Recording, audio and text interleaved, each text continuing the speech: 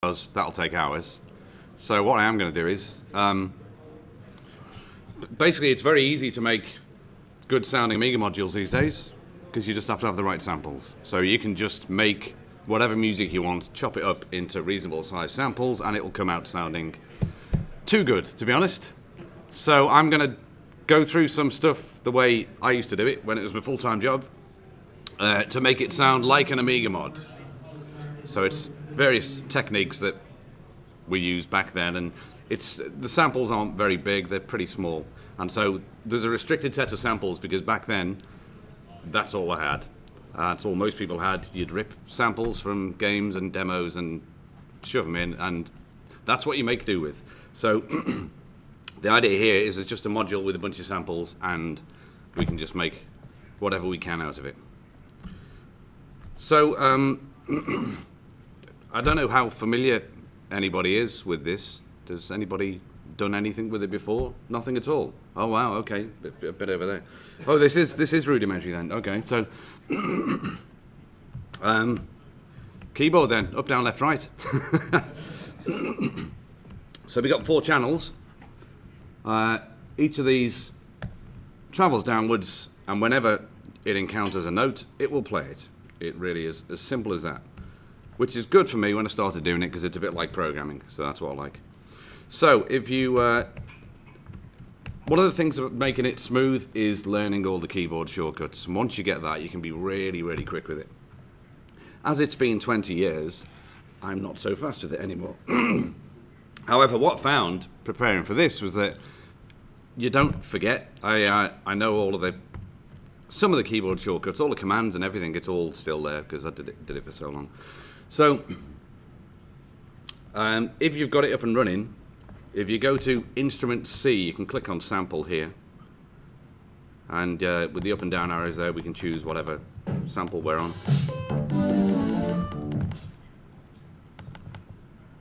So if we get to kick 2, and you can play that on the keyboard as long as the cursor is not in one of the number, well, it does work on the number bits, but we're not going to place notes in the numbers, we're going to place notes in the gaps there. And one of the things you get very good at with trackers is doing rhythms on your fingers, because there's a lot of repetitive stuff that you enter. So if you press space, that goes into edit mode, and then when you start playing, that will then record everything. Brilliant. Delete will delete all of that. So what I mean by doing rhythms, get very good at rhythms with your fingers.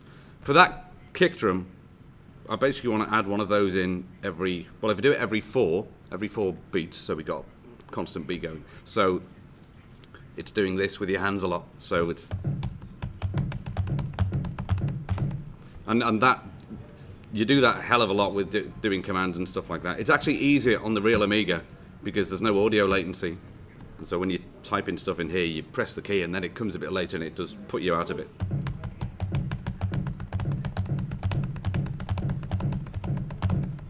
And that's how you get the old kick drum in.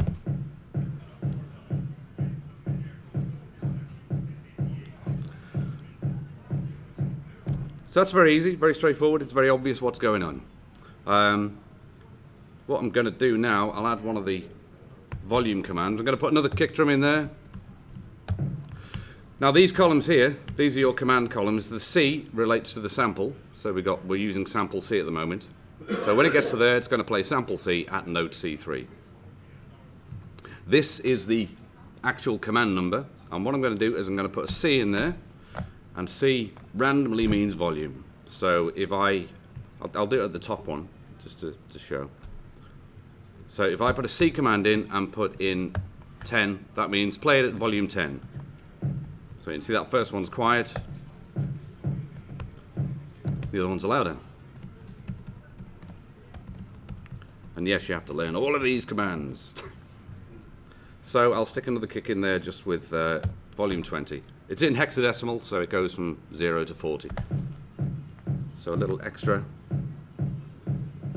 There we are. Easy. Now what we want to do to make it sound as full as we can, we have to pack things into each of the channels. So we'll stick with this one channel. That's going to be the drum channel, basically. So if we go to Harsh Hat, I'm using the keyboard shortcuts Control left and right there just to switch to between the sounds. And we do the same again. Just do that all the way down.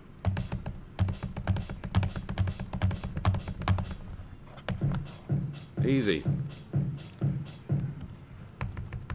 And using the volume command again, I'll put a couple of extra ones in there. So if we follow this, we know that's going boom, tch, boom, tch, boom, tch, boom, tch. So I'll put another one in there and take the volume down on that. Another C command, 20, half the volume.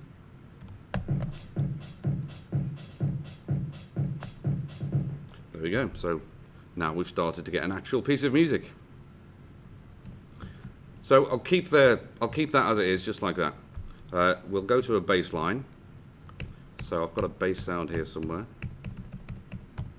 There we go. That's nice and hissy Amiga, crappy low quality bass sound. Brilliant.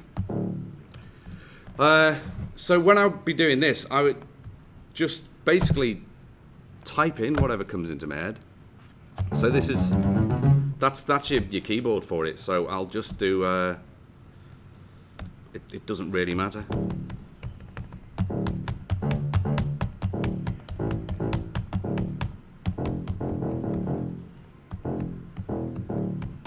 Right. Easy as that.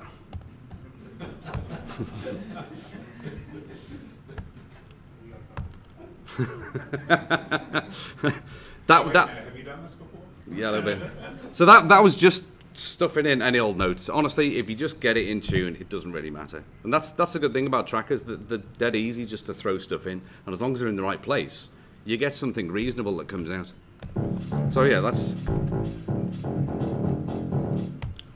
So I'm going to copy and paste here. Again, keyboard shortcuts. If you do Control B, it'll let you mark a block of stuff. So instead of typing all that in again, if we go down to 31, Control C to copy it, move down one, Control P to paste on the Amiga. There we go. So that's now copied it into the second half.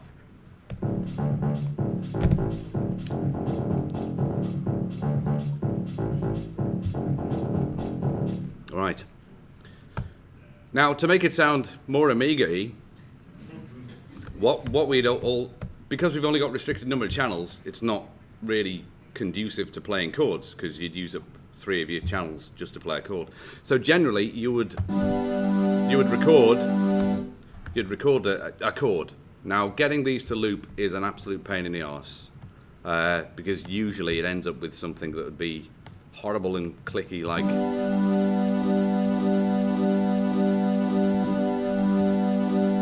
Stop. And that's nasty, because of the down, down, down. But if you keep the sound simple, I won't go into how to do that. If you keep the original source sound simple, you'll find that sounds where held chords like that, you can see that there's a cycle to them. And if you have a look at it in a sample editor, in fact, you can have a look in the sample editor and go here. If I go over here, I happen to have, not sure if this will play back, but I've got, these are the chords that I rendered.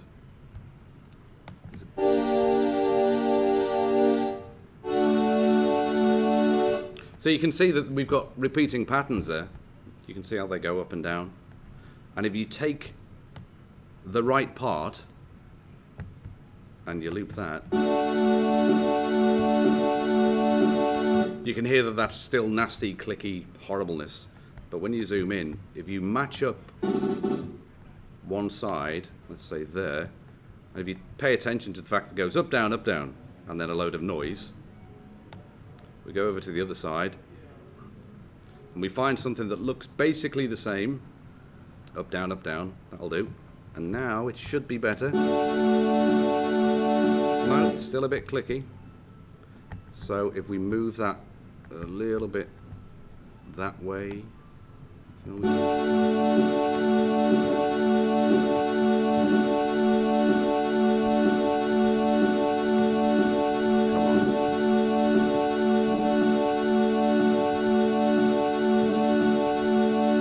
So when you sit there for 20 minutes doing this, you end up with some samples which have, oops.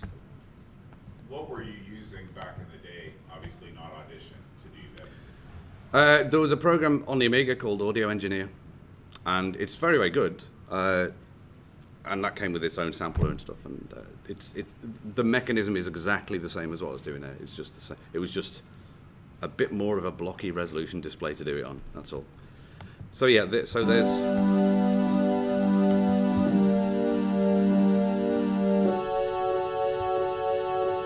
You'll never get it perfect, but it's not bad.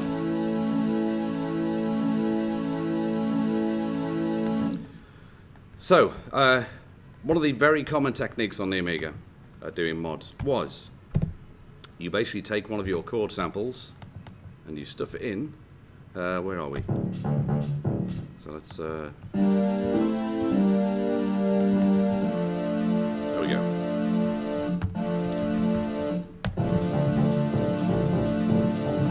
So that's very harsh, and there's a little thing that we did. It's very much a Protracker based sound. Now, where we had C for the volume command before to set the actual volume level of the sample, the A command does a volume slide. So if I put loads of A commands in there, and then a load of ones, at every step it'll reduce the volume by 1. Like that. And what we can do is, if we stick a number 9 in this column, what that says is, replay that sample again.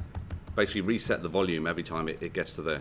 So if I put a load of these in, load of A's down there, and I'll put a load of F's. Remember the hexadecimal that goes 8, 9, A, B, C, D, E, F. Now, that will do a volume fade on every single note, and it suddenly sounds like an Amiga demo. It's very, very common technique to do that. You'll hear that all over the place. And if we take a couple of places, let's see. I'll do it. There. So what I do is I reduce the speed of the volume slide on those notes, and then you get a. So I'll do that.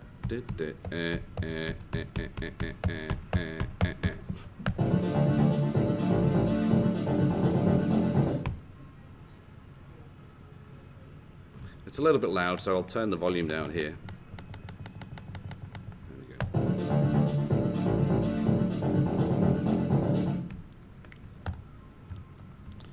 go. So when we get to here, I'll just do a. There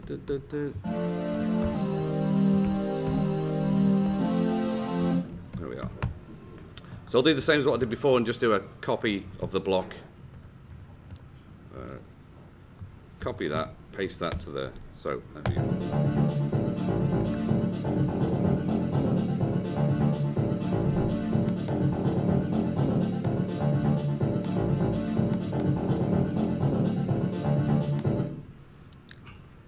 So we're getting a tune. Now, one of the other things that became apparent is that you always have to reduce the amount of memory, no matter what you do. So how chip tunes came about on the Amiga was because of this. Everything had to get smaller and smaller. And a few of us realized that if you just have, what I used to do in Audio Engineer was just draw in a waveform with the mouse that was about 20 bytes, and then load that in, and you get something like that. Now you can make these out of anything. If I take, I've got a bass sound there, but if I take the loop and make it really small, hold on, I'll zoom in there. There we are.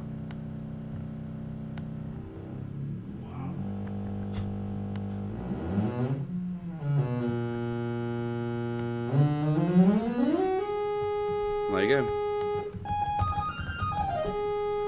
Got another lead sound made out of that bass. So you've got an infinite variety of those types of chip sounds just from any sample you've got. even if you just cough into the microphone, cut down like 20 samples of it, there's your lead sound for it. So I'll stick in a lead sound using that one I had before.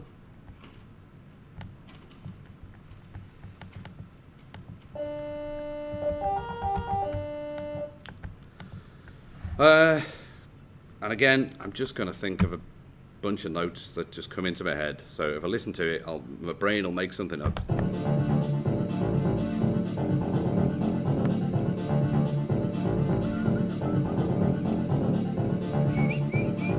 Okay. So let's have a go. It's always more difficult to do an actual proper melody.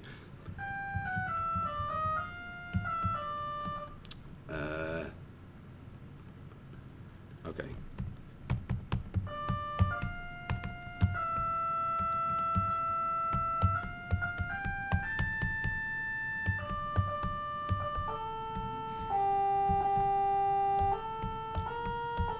Right. Oh, it's a bit out of time there. That's all right. Right, so there's a horrible little melody. However, we can make it a bit more dynamic by using the same commands as before. So if I do the A command, like I did on the third channel there,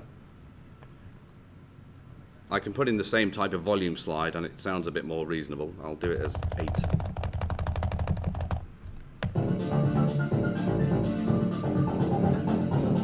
So it's a bit less horrific. I'll make the fade go a bit slower so it's a bit more.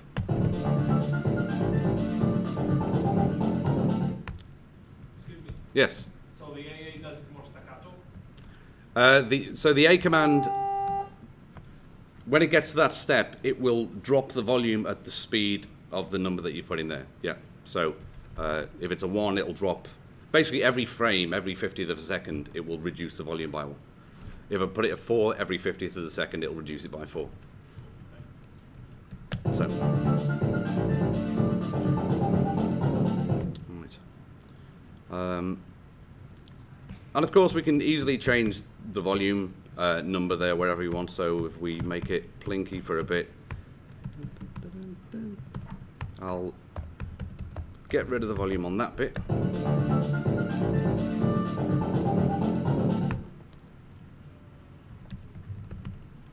make that a 1.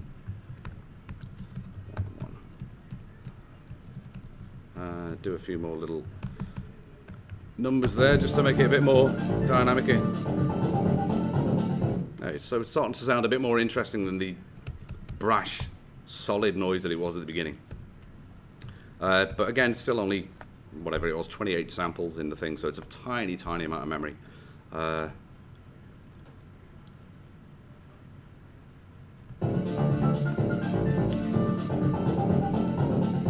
actually going to take that down an octave, I think, see how that sounds.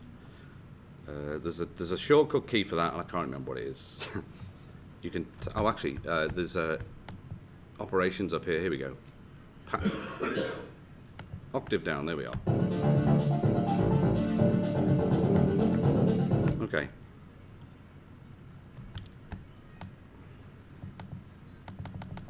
Turn it up a bit.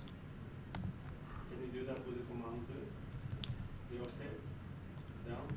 Have like a hex code and make it go up, down, up, No, well, not for the pattern, because the pattern is the static data that it's going to play. So it doesn't make sense to change the pattern while it's playing. But I understand why you would do that. For memory reasons, it would be good to be able to play the same thing and then just tell it to play that at a different pitch. Yeah. One of the things about Protracker is that even though it's quite efficient, some of the stuff I had to do was so low memory that even just these patterns were taking up too much memory, because each one of these is 1K. And when you're doing a tune that's like 12K, having 8 patterns in it suddenly puts it up to 20K, so you've nearly doubled the size of your memory just because of the music data itself. And that got really annoying for some things. It wasn't until later somebody did a compressed Protracker play routine, so you'd route your mod through this compressor and it would compress all the actual, not the samples, just the music data. And then the player would unpack that while it's playing back, so that was much better. One of the things about memory, actually, is that for games, what people don't usually realize is it wasn't necessarily the amount of memory that was the problem. It was the storage space. So if you're doing a game that's got 20 tunes on it, and each tune is 100K, well then, that's not going to fit on your disc, because the disc is 880K, you've got to fit the game and all the graphics on there. So, for one of my first games I did, Bill's Tomato game, we were so pressed for disk space, because of course as soon as it steps over that 880K, that's double the cost for the publisher, because they're buying twice as many discs. So what we did was, I created a bank of instruments, and throughout essentially the entire game, every single track used the same block of instruments. So the music data didn't have any samples with it, but every time the level was loaded, it would load the same block in every time, which meant that I only had, what was it, like 48K, I think, of a sample bank, and then just the music data loaded in afterwards. And that got us down to, I think the total size was, it was less than 100K then on disc for the rest of the music. So that was beneficial. But that was my problem. I always got all the jobs where you had to do it in no memory whatsoever. But these are the techniques that we'd use to try and get past that. So yes, it's a weird little tune, isn't it? So I'll copy that pattern again. Oh, mark the block. Go down here. Copy, paste. No, don't filter all samples. It's Control P, not Control V. Right, there we go. So, yeah, we got that little repeating pattern. Now, obviously, you've got to do more than that, so you've got as many patterns as you want, basically. Now, this number here is the current pattern that we're on. So if I go to pattern 1, there we go. We start again with a new one. So what I'll do is, I'm going to copy the drum beat from here. I'll paste that in there. No, paste. There we go. So we're back now. I'll copy the bass line as well, I think. Copy one, paste, right. So we're back to here. So I'm going to stick a snare in. That'll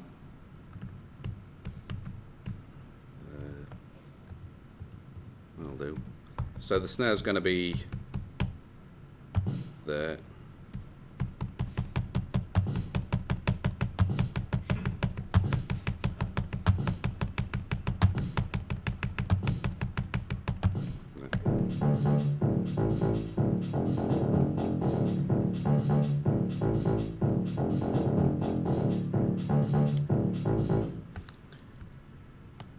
Now, ordinarily, what I'd do is I would mix the bass and the snare together, because currently the kick drum and the snare, I mean, so the kick it loses something. It would be better to have both the kick and the snare playing at the same time. It'll sound a bit beefier. But I could use another channel to put the snare on, but then I've used the channel in for the snare, which is no good. So ordinarily, what I would do is, and I can't remember how to do it in this. There might be an option for it here. Yeah, mix. But I can't remember how you press the things, and I might mess up all the instruments. So you just mix the kick drum into that snare sample, so it just becomes the one sample. But as I say, I don't remember how to. Oh, actually, hold on. Let's give it a go. Select all. Okay, copy that, mix, oh, here we go. I don't remember the numbers. It was C, wasn't it? Mix OC and OF to, let's just do 14. Right, there we go. So now I've got the snare on the kick drum in one. So let's use that one instead.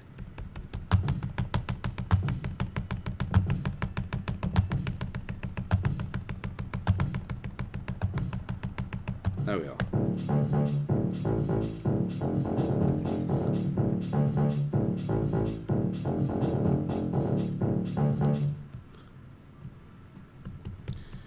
Right, so the next command I'm going to use is not one that's used that often, but it's the 9 command. And what 9 does, it will let you change the start position of the sample.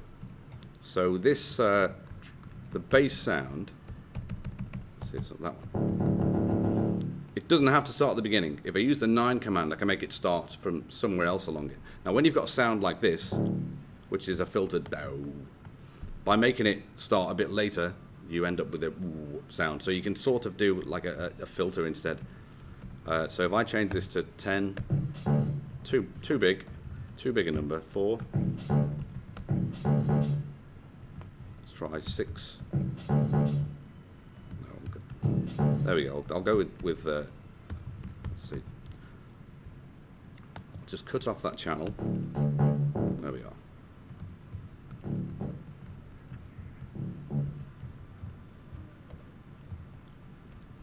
So what I'm just going to do is I'm going to stick the 9 command on all of these notes.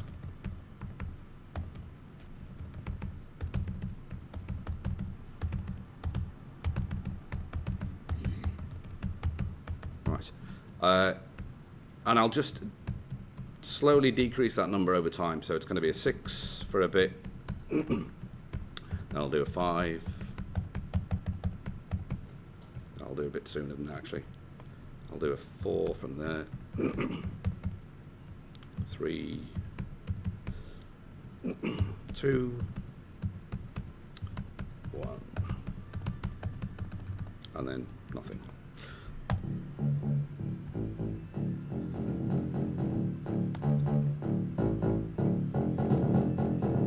So you can see what it's doing there. It's starting somewhere near the middle.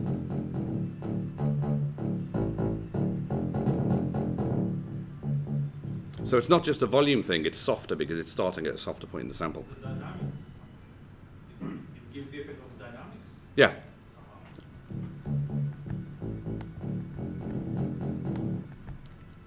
So if I put my drum beat back on.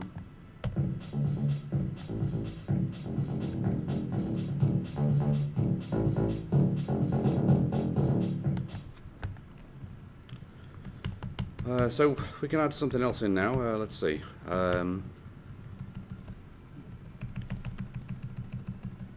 have we got here? Well, I can fill out the drums a bit. We've got this little percussion thing. So where would that go? I don't know, actually. Well, let's just stick it in every one and see what happens. Oops. Oh, there we go. It's not too bad.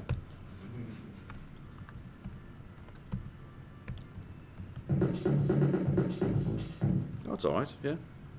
Better than I thought. Turn the volume down a bit.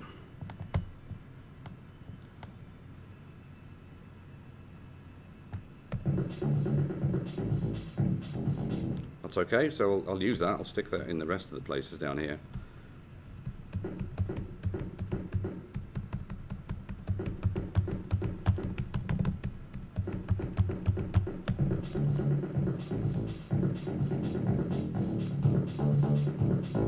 Oh, I missed a few there. There we go.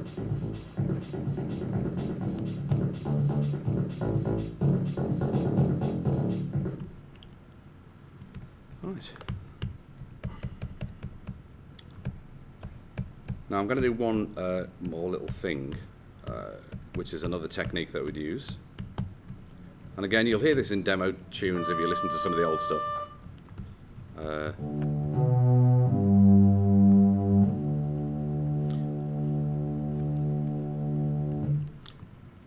I need a lead sound that's not really that harsh one that I've got there.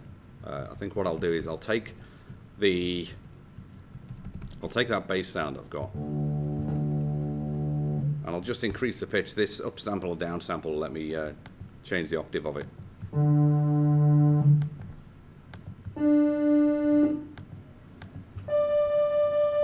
Okay, that'll do.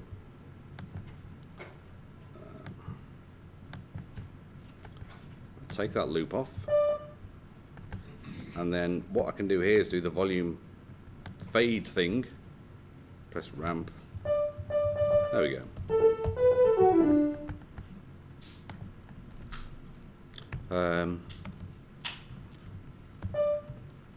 So I'm just going to do something simple, and then I'm going to do this echo, monophonic echo technique. Again, you probably would have heard this in demo tracks if you hear it.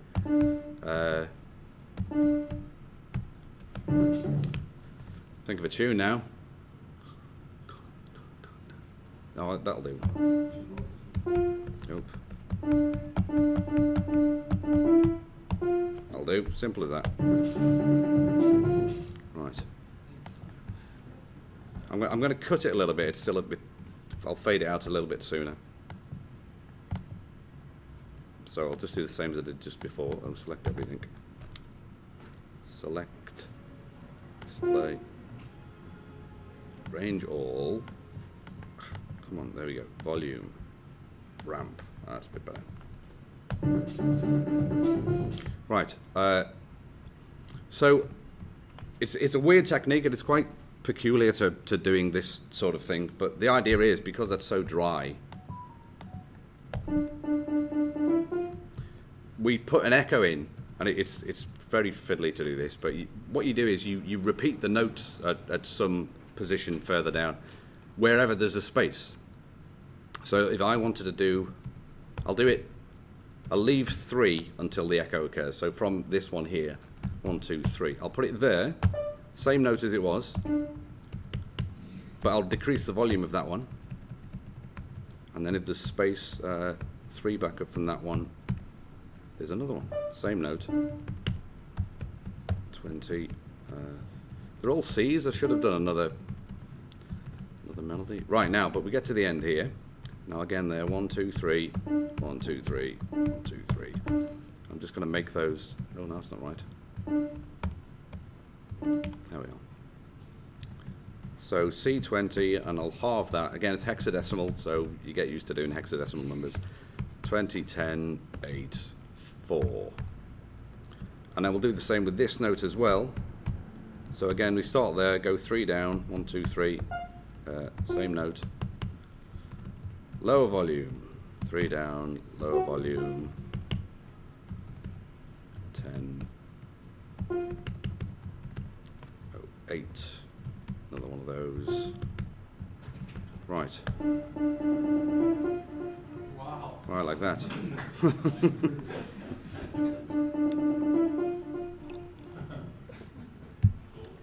So you get this weird effect when you're doing like stronger melodies with it, where you get this echo sometimes where there's a space in the tracking pattern there, and where there isn't, it's just playing whatever notes it can. So if you listen out for it in demos, you'll find quite a lot that sounds like that, where it sounds just like the standard note until it gets to the end, and then you get echoes in it there.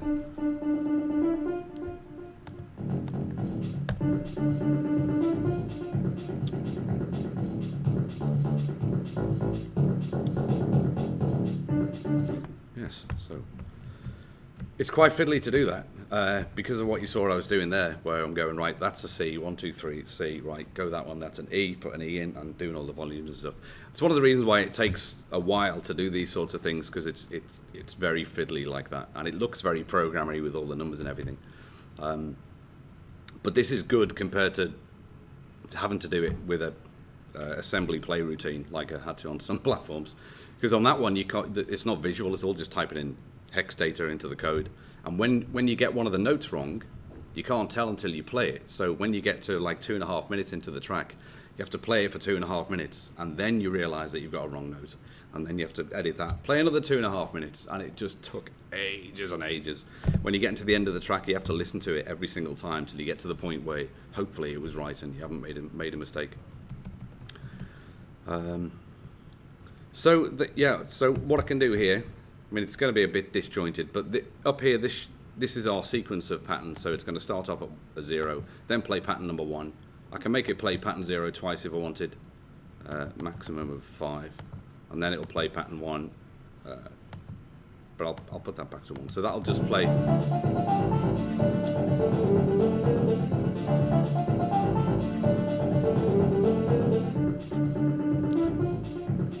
So So I've switched over to pattern 1, and then we can set the sequence and ordering of whatever patterns we want. So I'm not sure what else to talk about there. I mean, that's a very quick run through of various things, yes. I'm curious as to, do you know the technical reason why so many Amiga games had really kickin' title screen tunes, and then once the game started, there was no background music? Like, why they didn't just keep that going? One of the reasons is just because of the sound effects. Now, most of the games that I did, I had to only use 3 channels because the 4th channel had to be free for the sound effects. And it's quite, well, they just don't sound as good in 3 channels. So the title screen tune, that's your big, it's got to be as good as possible.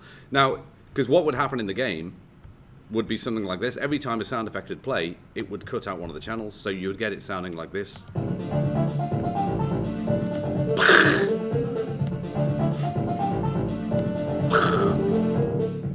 So it just messes up the music. So yeah, you'd have to do. I mean, one game I did, which never got released, I had to do all the music in 2 channels because the programmer decided he wanted sound effects on 2 channels as well, and that was a nightmare. Where you can see down here on the left, where that's like a completely packed out block of data there. Just every single pattern in all of it was just 2 channels full of that, of me trying to put wherever there's a space, stick another instrument in or do something that's just going to get a little bit of extra sound in there. Oh, there's one other thing I can do actually, and that's the arpeggiation command, which comes back from the Commodore 64 era. If you use a 0 for the note, let me just mute these channels. Unfortunately, with Protracker, you can't do multiple commands at once. So in this case, it would either have to be this arpeggiation or it's going to have to be the echo. So it'll sound a bit weird when I put it in. But what I do is if I do a 3 and a 7, what that means is it means play the notes very, very quickly, starting from the note C, then play 3 notes up from that, and then 7 notes up from that, which comes out like that. So if I stick in those 3 7s wherever it can.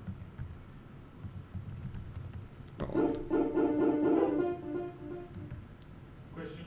Yeah. So this is the root, the 3rd and the 7th? Yes. Semitone though, not 3rd and 7th semitone, not noted a scale. Yeah. So make that 4, then that'll be Major. it becomes major instead. Yeah. It makes it sound a lot more retro-y when you put those sorts of things in. I think generally I would use it more sparsely occasionally. So if I would do something like mix it in with say the snare drum. So if I put the snare drums in there, and just have that on there. So.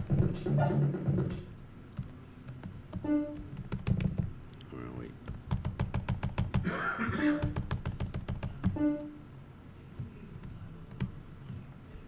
37. Oops.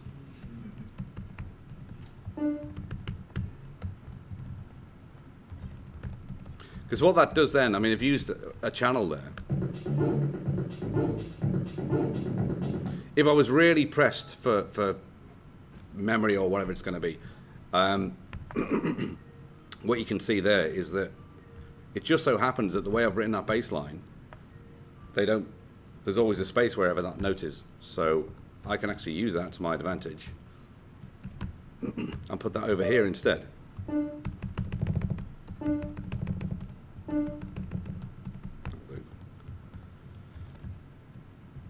So yes, wherever there's a space, you try and use it. So now I can delete all of those because it's just a short blippy sound, and it happened to fit in the hole that was there.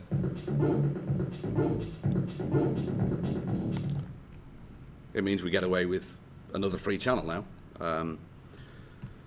And what I would do is sometimes I would rewrite the bass line so that it doesn't have a note on somewhere where I wanted to put a bit of percussion in or anything like that, and you just pack those in as much as you can. That's how you get a nice fuller sound.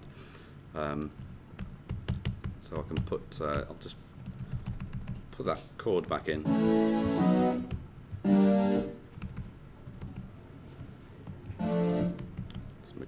quiet. Let's have that going in the background.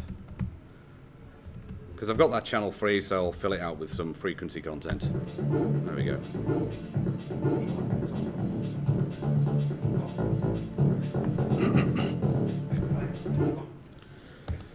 So we got a bit of a tune there. Yeah, I don't really know where to go from there. There's a whole bunch of, well, there are 16 main commands, and then the E command has a bunch of sub-commands as well. Just some of the obvious ones are that 1, which is pitch up. If you keep doing number 1s,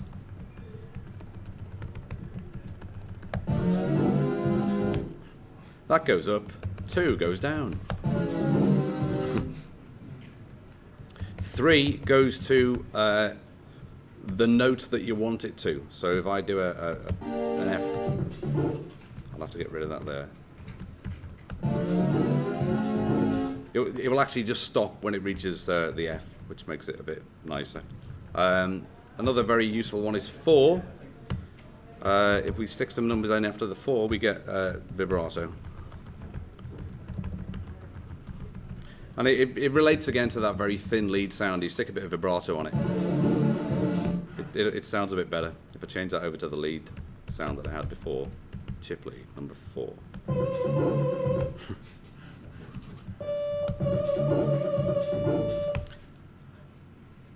So that's the good thing about trackers, is that control that you get wherever you've got. You can rapidly change bits and pieces and shift stuff around and make it sound better than it otherwise would. I can speed that up, obviously, or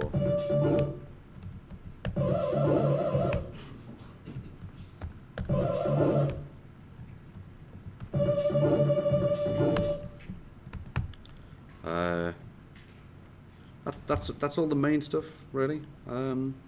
Using those techniques, I mean, you can hear hear the stuff I've done there in very short order. Because it's so accessible, when you've got the samples, getting the samples in is the biggest pain in the arse. But once they're there, which is why this is a good method, you have a module that's just got the samples in it. That's what I used to do early on, was just rip some module from a demo, just delete all of the music data, and then start from there and just use all of those samples to make the tune, because someone's done the hard work there. But once you've got all of those, yeah, you can see a whole bunch of techniques there, which is it's very easy to get into, and that's the reason I started doing music in the first place.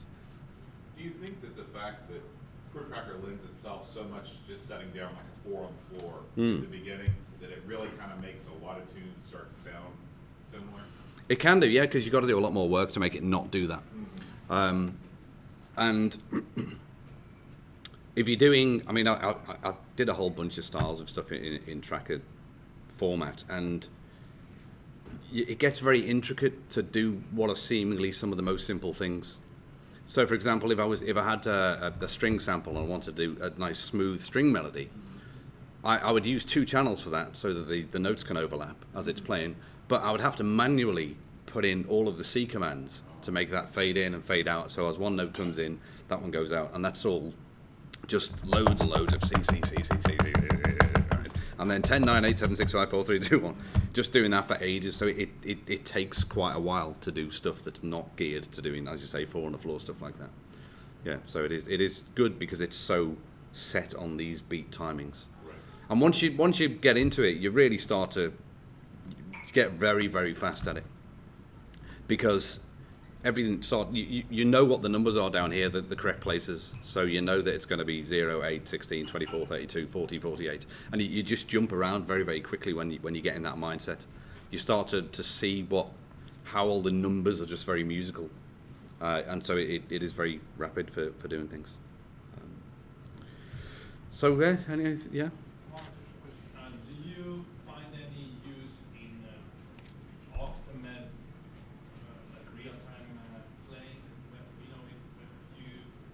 think it was Optimus 45. You have to, when you could, while the module was playing, Yeah. playing the track. Yeah, you can do that in Protracker, Okay. but it's not really how my mind works. Because when I'm doing those things like that bass line there, in my head where it's going dun dun dun, I don't think of it as going dun dun dun. I think of it as going dun dun dun, and my brain fills in the lines in the tracker spacing. So because I think about how I'm going to type it in, and it is that don't. So yeah, I never would actually record and play along with it. But some people I'm sure did, because it's a little bit quicker for them. But for me, the way my mathematical mind works, I like to have it all in. We got a question from our live stream chat. Oh. It says, did game composers use ripped samples from other mods often, or was that frowned upon in fear of legal trouble? There was no concept of legal trouble. Right at the beginning, samplers were really expensive, so there weren't really that many samples to go around. So whenever you came across somewhere where there's a new sample you haven't heard before, then yeah, you take it. It's just yeah. I mean, that even went on with sound effects for games. There were no sample libraries. There were a couple Hollywood ones that were like 10,000 quid. And there's obviously no way you could do those, so you just go and record off films and wherever you could get it. Yeah. Want a machine gun sound? Well, Terminator 2's got quite a good one. Well, let's have that. And it's the same, if you look through a bunch of game music modules, you'll hear lots of common instruments that somebody had come up with some good one in the demo scene, and somebody took that. And when a really good one comes out, it did get spidered across a whole bunch of modules in music. Yeah, so definitely. Anywhere and everywhere. I mean, that's one of the reasons why you come up with doing the little tiny short samples, because you need another sound. So let's make another sound out of the existing ones I've got, because I've got no way of getting any new ones. Yeah, that makes sense. Eventually, samplers came down in price, and then it became a little bit more consumer pricing, and a lot more people started to get samples in. But even when you had a sampler, you needed to then get a keyboard to sample from, so there was still quite a restricted set. Yeah. So probably until, even if you look, probably around up to 1990 or 92, it's still a very restricted set of samples that were going around the scene. But then, I mean, I ended up getting to, the instrument discs were called ST and then a number for sound tracker, because it started out ST01. I think I got up to about 32 of them. So anywhere where I hear a new sound, yeah, I'll have that, stick it on, right, ST31, right. And I just have this bank of loads and loads of samples where they came from. So yeah, no concept of legalities. Just did what we had to, really. Mm. Yes. Any other questions? Any? Can we play the final result, final outcome? Well, it's a bit of a Franken tune, isn't it? It's only got the two patterns, and I edited it halfway through, didn't I? And got rid of the thing. Well, let's switch that on. There we are. So.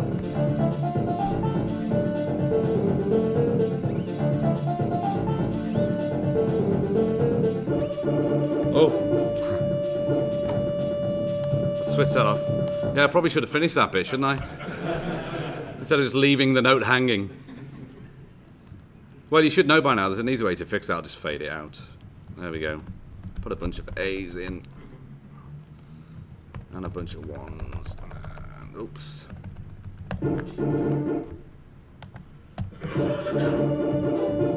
There we go. Now it sounds better again. So generally, a full tune, it could be anything from, I mean, one game I did took me 20 minutes. It was a rubbish tune. And some of the more complex stuff for some of the games